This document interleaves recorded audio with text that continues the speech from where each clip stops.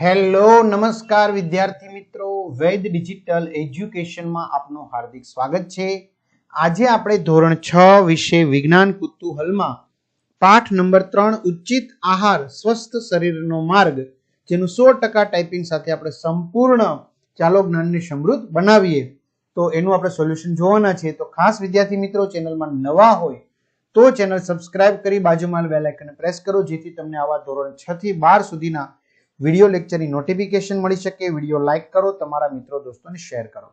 તો ચાલો મેળવેલ જ્ઞાનને સમૃદ્ધ બનાવીએ. પ્રશ્ન 1, નીચે આપેલા જૂથમાંથી અસંગત એટલે કે અલગ પડતો શબ્દ શોધો અને શું કામ અલગ પડે છે એનું કારણ આપવાનું છે. તો જુવાર, બાજરી, રાગી, ચણા, તો એમાં ચણા અલગ પડે છે. શું કામ? કારણ કે ચણા કઠોળ છે, બાકીના 3 અનાજ છે.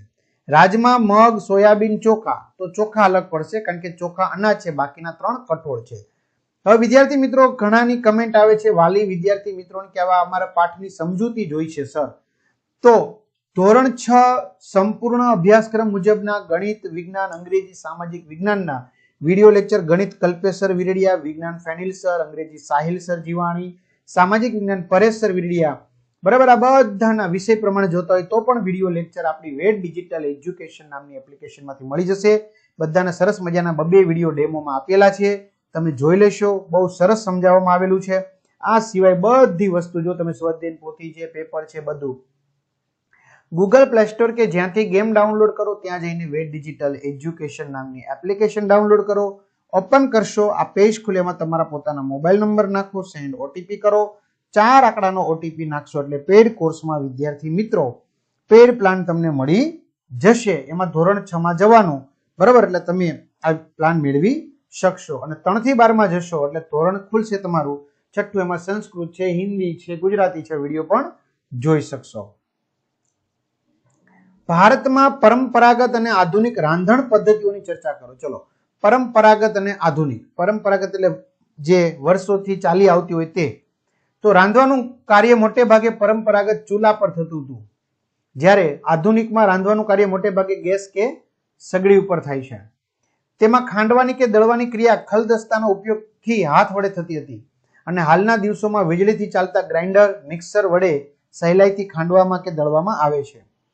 પહેલા રાંધવામાં તાજી અને સ્થાનિક ઉગાડેલી ખાદ્ય સામગ્રીનો ઉપયોગ થતો હતો. હાલના સમયમાં રાંધવામાં પૂર્વ પેકેજિંગ કરેલા અને પ્રોસેસ કરેલા ખાદ્ય પદાર્થોનો ઉપયોગ સામાન્ય રીતે થાય છે. પરંપરાગત સ્થાનિક વાનગીઓ તૈયાર કરવામાં આવતી હતી, અને અત્યારે વૈશ્વિક રાંધણ કળા અને ફ્યુઝન આધુનિક રાંધણ પદ્ધતિઓ વડે શું કરવામાં આવે છે? તૈયાર કરવામાં આવે છે. ક્લિયર? આગળ, આ ફેરફારો તકનીકી વિકાસ, જીવનશૈલીમાં બદલાવ, સુધારેલ પરિવહન અને ખાદ્ય સામગ્રીની વિશાળ વિવિધતાની પ્રાપ્યતા જેવા પરિબળોને કારણે હોઈ શકે છે. ત્રીજો પ્રશ્ન, શિક્ષક કહે છે કે સારો ખોરાક દવા તરીકે કામ કરી શકે છે. રવિ આ નિવેદન વિશે ઉત્સુક છે અને કેટલાક પ્રશ્નો પૂછવા માંગે છે. તો રવિ પૂછી શકે તેવા ઓછામાં ઓછા 2 પ્રશ્નોની યાદી બનાવો. તો 2 પ્રશ્નમાં પહેલો છે, સારો ખોરાક આપણા શરીર માટે દવાની જેમ કેવી રીતે કાર્ય કરે છે સર? બીજું, કયા ખોરાકને દવા તરીકે આપણે ગણીએ છીએ? બરાબર, તો આવા 2 પ્રશ્ન રવિ છે એ શું કરી શકશે? પૂછી શકશે. ત્યાર પછી આપણે વિદ્યાર્થી મિત્રો આગળ વધીએ. બધા જ સ્વાદિષ્ટ આહાર સ્વાસ્થ્યપ્રદ હોય તે જરૂરી નથી, અને તમામ પૌષ્ટિક આહાર હંમેશા સ્વાદિષ્ટ હોય તે જરૂરી નથી.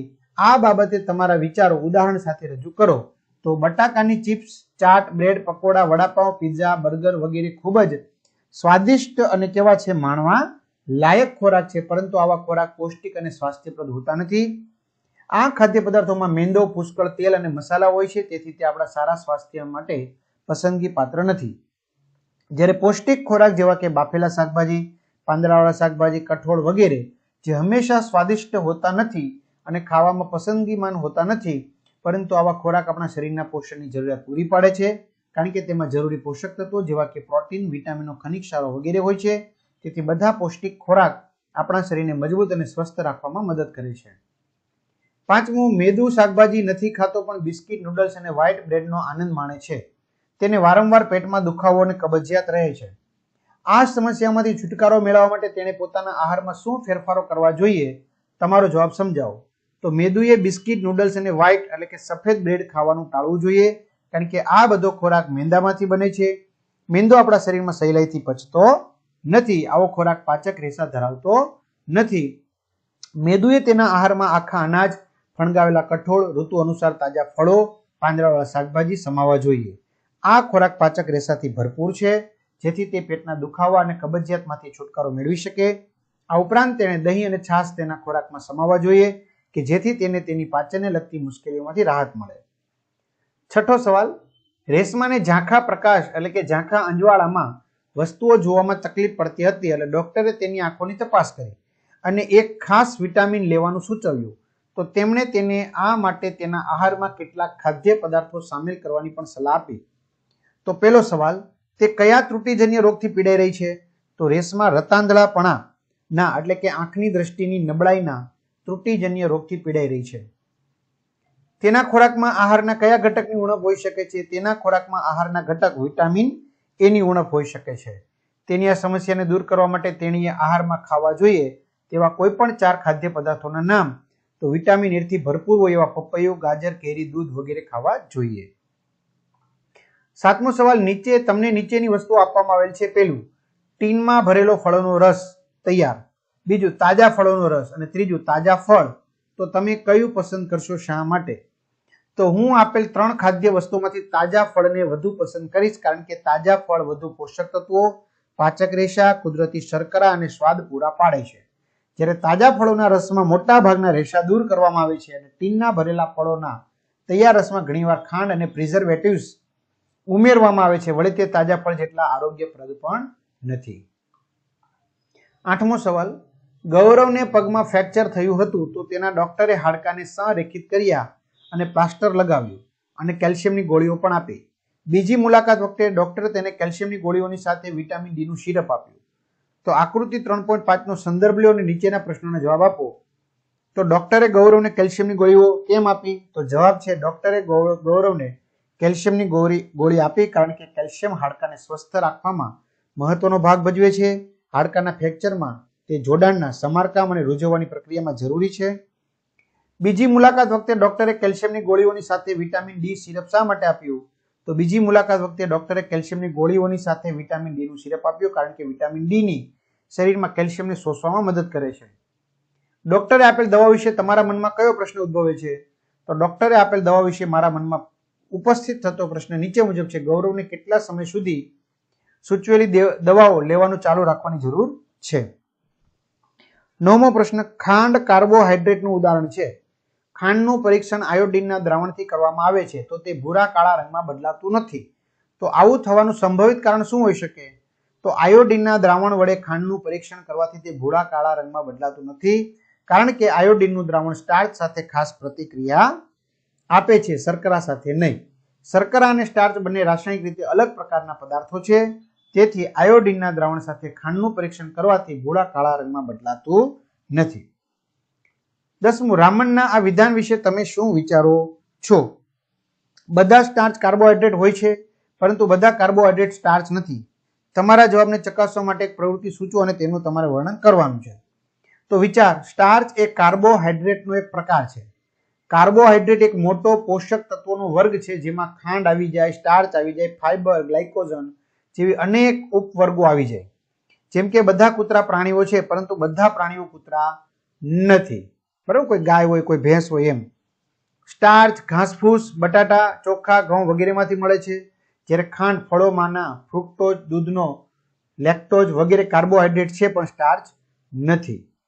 બરાબર, આ કાર્બોહાઈડ્રેટ છે પણ સ્ટાર્ચ નથી. પ્રવૃત્તિ આયોડિન ટેસ્ટ. આ સરળ પ્રયોગ દ્વારા આપણે આ વિધાનને ચકાસી શકીએ છીએ. હેતુ, કાર્બોહાઈડ્રેટ્સના વિવિધ નમૂનામાંથી સ્ટાર્ચ છે કે નહીં તે શોધવા માટે. સામગ્રી, આયોડિન ટિંચર દુકાનમાં ઉપલબ્ધ હોય તો મેડિકલ સ્ટોરમાં હોય, ખૂબ જ થોડુંક માત્રામાં. પાણી, આયોડિનને પાતળું કરવા માટે. નમૂનાઓ, બટાટાનો રસ, ખાંડનું દ્રાવણ, દૂધ, ચોખાના પાણીનું દ્રાવણ, બ્રેડનો ટુકડો. ટેસ્ટ ટ્યુબ અથવા સફેદ પ્લેટ કે થાળી, ડ્રોપર. ચલો પ્રક્રિયા લઈએ. દરેક નમૂનાને અલગ અલગ ટેસ્ટ ટ્યુબ અથવા પ્લેટ પર લો. દરેક નમૂનામાં આયોડિન ટિંચરના 2-3 ટીપા ઉમેરો. રંગમાં થયેલા ફેરફારનું શું કરવાનું? નિરીક્ષણ. તો શું પરિણામો મળશે અપેક્ષિત? સ્ટાર્ચ ધરાવતા નમૂના જેમ કે બટાટાનો રસ, ચોખાનું પાણી, બ્રેડ આયોડિન સાથે પ્રતિક્રિયા કરીને ભૂરા, ભૂખરા અથવા વાદળી કાળા રંગ ધારણ કરે છે, જ્યારે સ્ટાર્ચ ન ધરાવતા કાર્બોહાઈડ્રેટ એટલે કે ખાંડનું દ્રાવણ, દૂધનો લેક્ટોઝ આયોડિનનો આછો પીળો નારંગી રંગ જ રહે છે, બરાબર, એટલે કે આયોડિનનો પોતાનો રંગ. તો શું સાબિત થયું? તો આ પ્રયોગ સાબિત કરે છે કે સ્ટાર્ચ એ કાર્બોહાઈડ્રેટનો એક વિશેષ પ્રકાર છે જે આયોડિન સાથે પ્રતિક્રિયા આપે છે. ખાંડ અને દૂધ પણ કાર્બોહાઈડ્રેટ છે, પરંતુ સ્ટાર્ચ ન હોવાથી તેમાં આવી કોઈ પ્રતિક્રિયા થતી નથી. આમ રામનનું વિધાન સાચું પડે છે કે બધા સ્ટાર્ચ કાર્બોહાઈડ્રેટ્સ છે, કારણ કે તે એક ઉપવર્ગ છે, પરંતુ બધા કાર્બોહાઈડ્રેટ્સ સ્ટાર્ચ નથી, કારણ કે તેમાં અન્ય પ્રકારના કાર્બોહાઈડ્રેટ્સ પણ આવે છે. 11મું, લેબોરેટરીમાં આયોડિનનો ઉપયોગ કરતી વખતે આયોડિનના કેટલાક ટીપા મિષ્ટીના મોજા પર પડ્યા હતા અને કેટલાક તેના શિક્ષકની સાડી પર પડ્યા હતા. સાડી પર આયોડિનના ટીપા ભૂરા કાળા રંગના થઈ ગયા, જ્યારે મોજા પરનો રંગ બદલાયો નહીં. તો સંભવિત કારણ શું હોઈ શકે? તો મિષ્ટીના શિક્ષકે પહેરેલી સાડી કોટનની અને સ્ટાર્ચની કરેલી હોવી જોઈએ, જેથી તેના પર આયોડિનના દ્રાવણના થોડાક ટીપા પડવાથી તે ભૂરા કાળા રંગમાં ફેરવાઈ ગયા હતા. જ્યારે મિષ્ટીના મોજા નાયલોન અથવા કૃત્રિમ રેસાના બનેલા હોઈ શકે, જેમાં સ્ટાર્ચ ન હોય, તેથી મોજા પર આયોડિનના ટીપા પડતા ભૂરો કાળો રંગ ન દર્શાવે. શા માટે મિલેટ્સને આરોગ્યપ્રદ આહાર માનવામાં આવે છે? શું શરીરની પોષક જરૂરિયાતો માટે ફક્ત મિલેટ્સ ખાવું પૂરતું છે? ચર્ચા કરો. તો મિલેટ્સ એટલે કે બાજરી અને તેના જેવા અનાજ આરોગ્યપ્રદ ખોરાક ગણવામાં આવે છે, કારણ કે તે અત્યંત પૌષ્ટિક અનાજ છે. બાજરીમાં 7 થી 12% પ્રોટીન, 2 થી 5% ચરબી, 65 થી 70% કાર્બોહાઈડ્રેટ્સ અને 15 થી 20% પાચક રેસા હોય છે. તે વિટામિનો, આયર્ન, કેલ્શિયમ જેવા ખનિજ તત્વો તથા પાચક રેસાના સારા સ્ત્રોત તરીકે કાર્ય કરે છે. તે આપણા શરીરની સામાન્ય કામગીરી માટે જરૂરી સમતોલ આહારમાં નોંધપાત્ર ફાળો આપે છે. મિલેટ્સ, બાજરી અને તેના જેવા બરછટ અનાજ પૌષ્ટિક અનાજ હોવાથી ફક્ત મિલેટ્સ ખાવાથી શરીરની પોષક જરૂરિયાતો પૂરી થઈ શકે છે. તમને કોઈ દ્રાવણનો નમૂનો આપવામાં આવે છે અને આ નમૂનો આયોડિન હોવાની શક્યતાને કેવી રીતે ચકાસશો? તો દ્રાવણનો નમૂનો આયોડિનનું દ્રાવણ છે કે કેમ તે તપાસવા માટે નીચે મુજબની કસોટી થઈ શકે. કસનળીમાં થોડાક પ્રમાણમાં સ્ટાર્ચનું દ્રાવણ લ્યો. હવે તેમાં નમૂનાના દ્રાવણના થોડાક ટીપા ઉમેરો. જો મિશ્રણનો રંગ બદલાઈને ભૂરો કાળો બની જાય, તો સૂચવે છે કે આપેલ નમૂનાનું દ્રાવણ આયોડિનનું દ્રાવણ છે, અને આપેલ નમૂનાના દ્રાવણનો રંગ તપાસો, તેનો રંગ પીળો હોય, તો તે દ્રાવણ આયોડિનનું દ્રાવણ છે, તેમ આપણે સ્પષ્ટપણે કહી શકીએ છીએ. તો આ રીતે વિદ્યાર્થી મિત્રો સરસ મજાના આપણે અહીંયા સોલ્યુશનની ચર્ચા કરી. મેં તમને કહ્યું એમ હજી એકવાર કે ભાઈ આ વિડીયો લેક્ચર છે તમે વહેલી તકે એપ્લિકેશનમાં જઈને મેળવી લેજો, જેમાંથી 2 તમને ડેમો લેક્ચર આપ્યા છે, જે ખૂબ જ સરસ રીતે બધા જ વિડીયો સમજાવવામાં આવ્યા છે. તમારે જેટલી વાર જોઈએ એટલી વાર જોઈ શકશો, બરાબર. ચેનલમાં ન હોય ચેનલ સબસ્ક્રાઇબ કરો, વિડીયો લાઇક કરો અને કમેન્ટ કરવાનું ભૂલશો નહીં. અસ્તુ. જય હિન્દ, જય ભારત.